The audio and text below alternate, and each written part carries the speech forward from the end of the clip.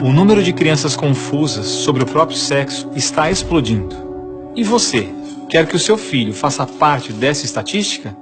Acredito que não, pois a ideologia de gênero desconstrói a identidade humana por onde ela passa.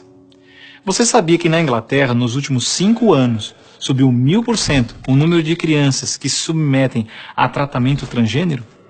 E na Escócia, mais de 500% apenas nos últimos 4 anos?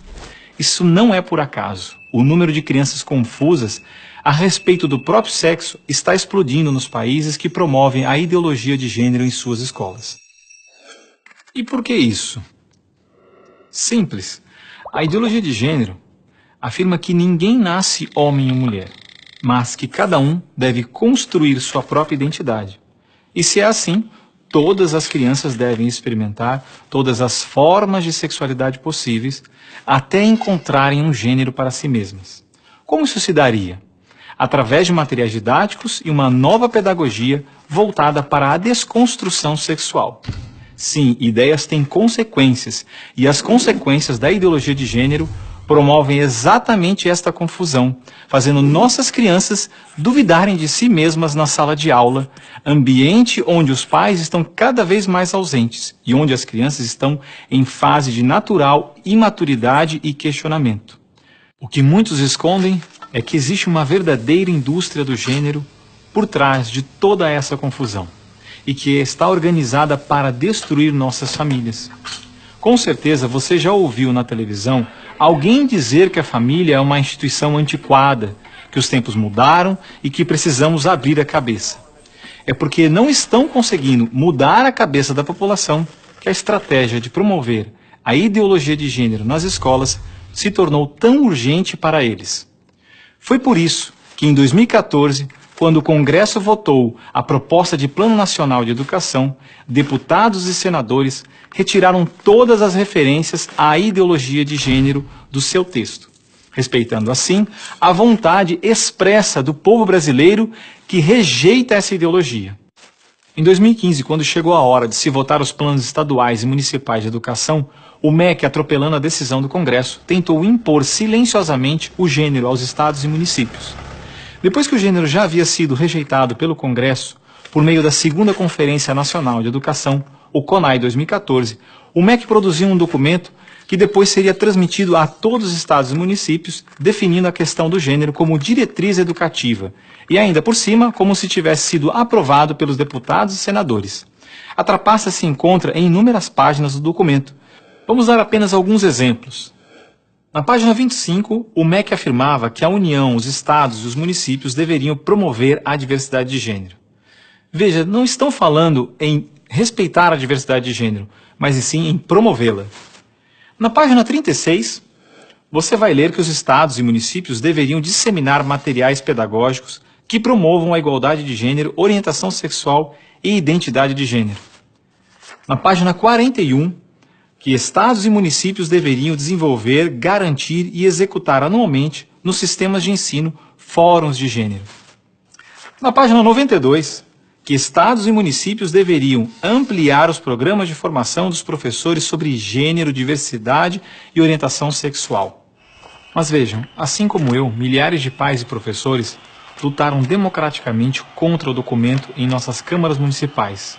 O movimento foi histórico e disse não a essa fraude. Cidade a cidade, a ideologia de gênero foi rejeitada dos planos de educação de quase todos os 6.000 municípios brasileiros.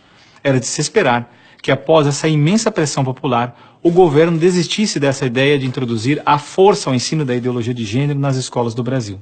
Mas não, o MEC colocou novamente as chamadas questões de gênero na Base Nacional Comum Curricular, um documento que se propõe a impor o conteúdo de aprendizagens consideradas essenciais para todos os alunos brasileiros.